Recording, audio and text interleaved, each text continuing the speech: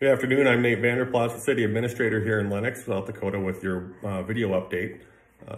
This coming Monday, May 23 at 7 p.m., we have our regular City Council meeting. There's not a whole lot on this agenda, but a couple of things I wanted to point out.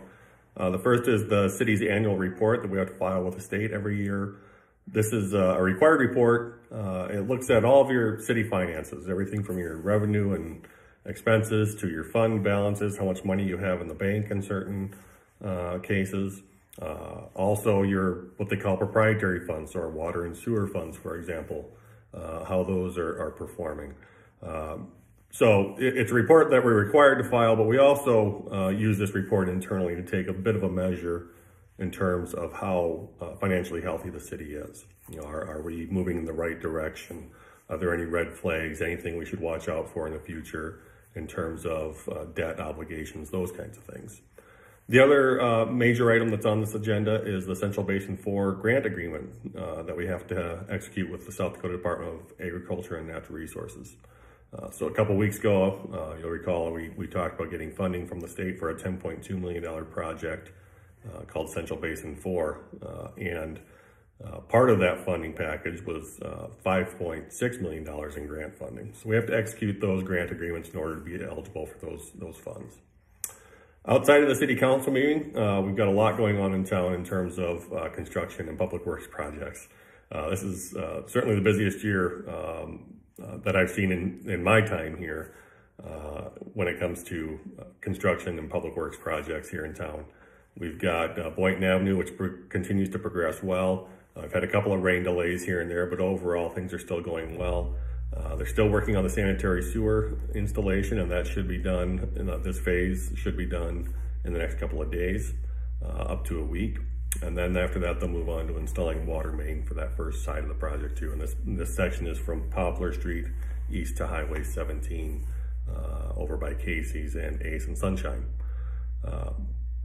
You'll also notice a lot of private utility work going on over there. Excel has got most of their work done, I believe, but they've been there, Mid-American, Vast, Medco, everybody's working in the same little corridor at the same time. And it makes it very difficult to work a vehicle through there, to move a vehicle through that area. So at this point, I'm telling folks that are on the north side or typically travel through the north side to just avoid that intersection of Main Street and Boynton Avenue altogether.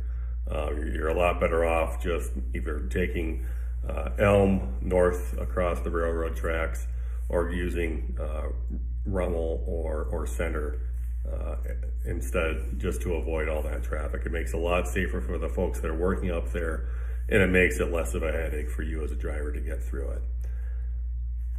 Ash Street and South Main Street are projects that are coming up here. South Ash Street, this is a cul-de-sac, a gravel cul-de-sac right now that we're going to be putting asphalt on.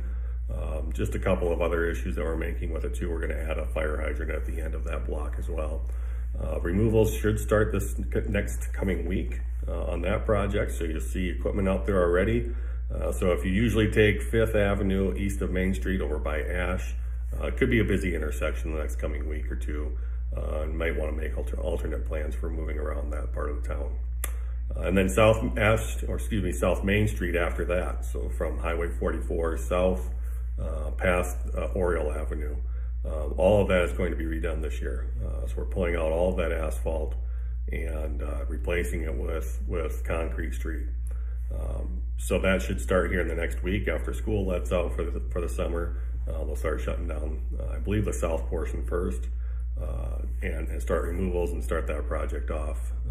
Hopefully have it done here before it gets too late into the year.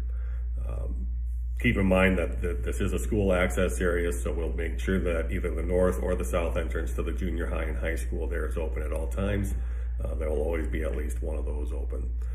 As always, if you have any questions about this or any other project or topic, please don't hesitate to contact us here at City Hall. You can contact us at the phone number 647-2286. Otherwise, my contact information will be in the video description below. Until next time, take care and have a great summer break.